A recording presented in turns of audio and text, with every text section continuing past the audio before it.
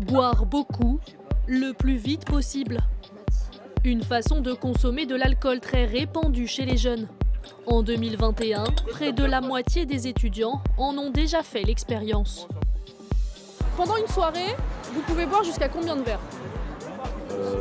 Moi, je bois beaucoup, 3 verres, on va dire. Mais 3 verres de vodka. Ça peut aller jusqu'à 6, 7, 8... Moi en vrai j'ai jamais compté, je sais pas, on fait aller. C'est souvent une ou deux bières, quand c'est du coup posé à la maison. Après dans les bars ça dépend, en fonction de l'engouement ou de l'envie, ça peut être beaucoup plus.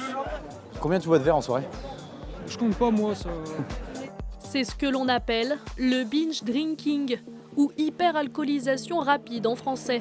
6 à 7 verres d'alcool absorbés en moins de 2 heures. Une pratique qui a attiré l'attention de ce groupe de recherche basé à Amiens. Depuis mars 2024, il mène une étude clinique sur la consommation des étudiants. Car si l'alcoolisation rapide concerne toutes les classes d'âge, les jeunes sont plus sensibles. Le binge drinking, en fait, arrive en masse quand on rentre à l'université. C'est-à-dire que c'est vraiment associé à tous ces rites d'initiation à l'université, les fêtes d'étudiantes, vous savez, les soirées d'intégration, les week-ends d'intégration, etc. Et les étudiants sont à un âge où le cerveau n'est pas mature et ils sont particulièrement vulnérables à la neurotoxicité, à l'alcool. Et on sait bien que c'est donc à cet âge-là que ça peut générer donc ces fameux troubles cognitifs et émotionnels qui perdurent à l'âge adulte. Baptisée Smart Binge, l'étude se déroule à Amiens, mais aussi Lille, Nîmes et Reims. Pendant 3 mois, les participants sont invités à renseigner leur consommation sur leur téléphone à l'aide d'une application. En fait, c'est ce qu'on appelle un agenda de consommation, donc ça se présente comme ça. Et c'est à partir de cet agenda-là, en fait, selon ce qui a été rentré dedans, qu'ils vont recevoir des notifications personnalisées, selon ce qu'ils ont consommé comme alcool. L'application félicite les étudiants s'ils ne boivent pas et leur adresse des messages de prévention. Michael Nassila dirige l'étude, auteur de nombreux ouvrages sur l'addiction à l'alcool.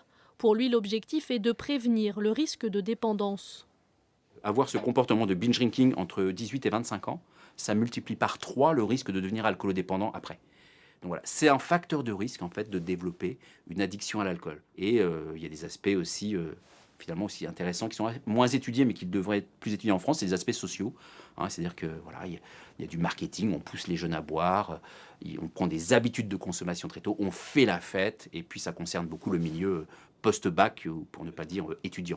En France, celui qui ne boit pas est pointé du doigt, accusé d'être chiant. Pourtant, les études le démontrent. Consommer des boissons alcoolisées n'est pas un acte anodin. L'alcool est responsable de 41 000 décès chaque année.